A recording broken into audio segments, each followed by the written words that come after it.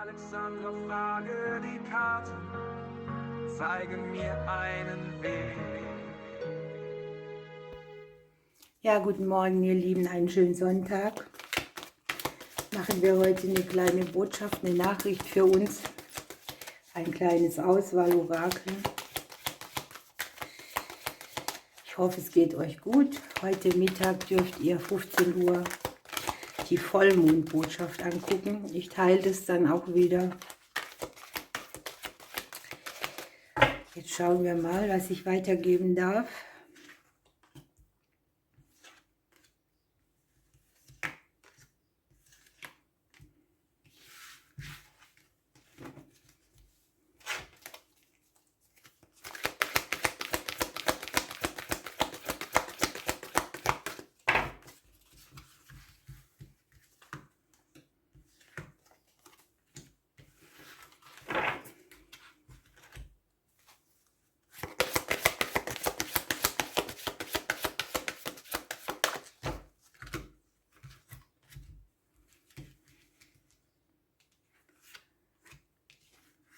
So, dabei belassen wir es mal.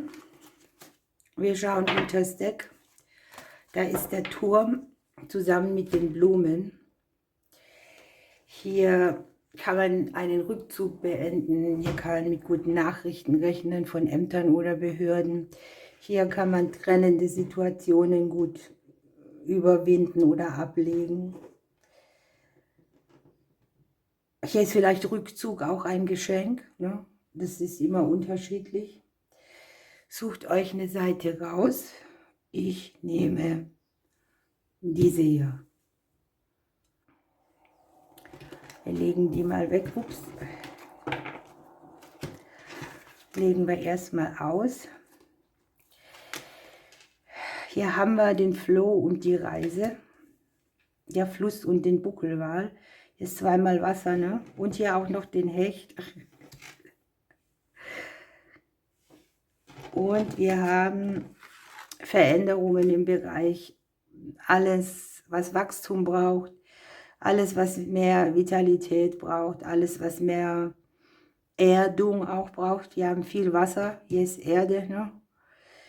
Und das können Veränderungen an allen Lebensthemen sein irgendwie, ne?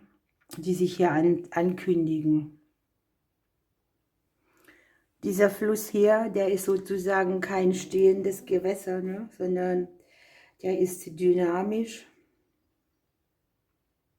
Da fließt etwas, da kommt etwas nicht ins Stehen. Und die Botschaft der Karte ist eigentlich, dass man manchmal gut damit bedient ist, wenn man sich dicht am Ufer aufhält. Und manchmal auch ist es gut, mit dem Strom zu schwimmen, zu gucken, wohin fließt das Leben, wie ist die Richtung. Wir haben ja hier das Thema Achtsamkeit mit dabei und bei der Obernkarte ist es einfach so, dass wir Ausschau halten, dass wir nach Zeichen gucken, dass wir nach innen gehen, dass wir uns nicht querstellen, dass wir mit dem Flow gehen und dass wir totale alte Schuhe ausziehen, hinter uns lassen. Hier kommt so eine sanfte Bewegung wieder, ne? Hier staut nichts, hier ist Strömung. Und es geht darum, wieder in Einklang mit dem Leben zu kommen, ja? Sich nicht zu biegen und zu brechen, sondern in Leichtigkeit in einen bestimmten Flow zu kommen, mit dem es sich gut auf die Reise macht. Und die Reisekarte haben wir direkt auch nebendran schon mit dem Buckelwal. Ja, wenn wir hier die Zeichen gehört haben, ne, oder gesehen haben, dann dürfen wir uns bereit machen. Uns steht eine Reise bevor. Das kann jetzt hier eine innere oder eine äußere sein oder ein anderes Land sogar. Hier sind Projekte, Ideen, die Gestalt annehmen. Ein bisschen Abenteuer ruft uns. Ja, wohin soll die Reise gehen? Was wollen wir schon immer mal tun? Wer wollen wir sein? Es geht darum, eine genaue Vorstellung zu entwickeln von dem, was man haben möchte. Auch unerwartete Dinge gehören mit zu einer Reise. Und egal wohin oder warum du wohin gehst, du solltest oder wir sollten die Reise genießen. Nicht nur das Ziel, das wir erreichen, sondern auch die einzelnen Stationen.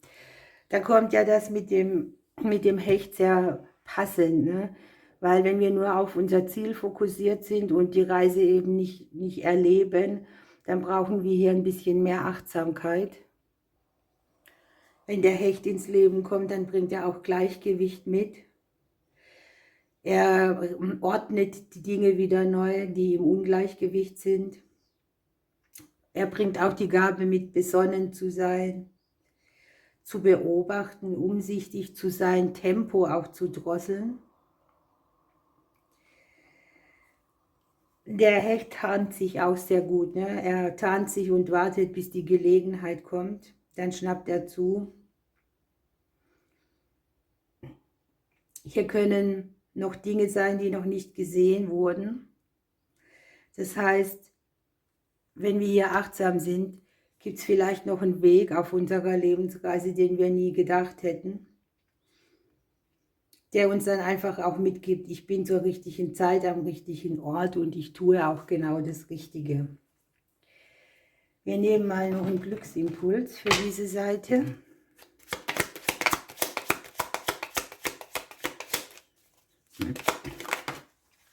Ein Traum verwirklicht sich und hier haben wir noch die abenteuerlichen Tage, die uns bevorstehen. Hier kommt Veränderung und Bewegung wieder ins Leben, ne? Es geht so in den Flow rein. Man kann das Wasser hier nicht anhalten. Gut, gucken wir auf die andere Seite.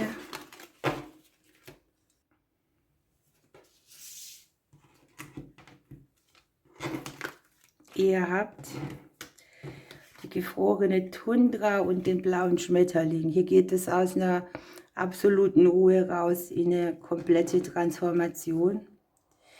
Ihr habt die Krake, die steht für Ahnenthemen und ihr klärt auf. Hier kommt etwas, das sehr schnell und sehr plötzlich für Klarheit sorgt. Ein guter Durchblick auch wieder, ne? Hier sind ja die Fangarme dieser Krake drauf und wenn die Sense diese Fangarme befreien kann, dann ist erlöst, was gebunden ist auch, ne? Ja, hier mit der gefrorenen Tundra kriegt ihr gesagt, nimmt mal eine Auszeit.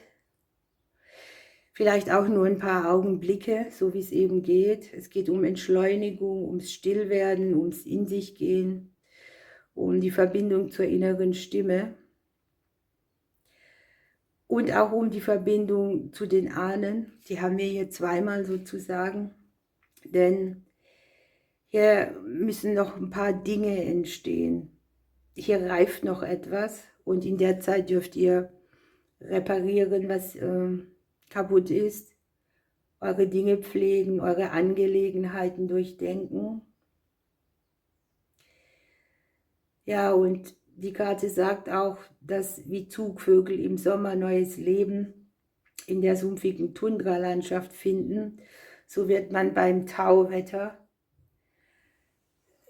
des eigenen Lebens zu neuem Wachstum erwachen. Und da kommen wir hier mit dem blauen Schmetterling dann hin, der ja transformiert.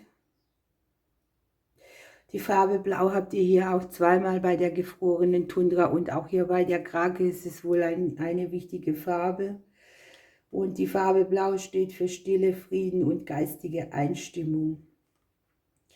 So, wenn die Zeit der Stille vorbei ist, habt ihr hier den Wandel, die Neuerfindung, die Wiedergeburt sogar. Ihr könnt euch aus so einschlängelnden Themen befreien.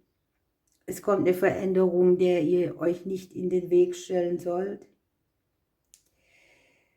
Hier bedeutet die Transformation nicht, dass man etwas Altes nimmt und es neu gestaltet oder nur ein paar Details verändert.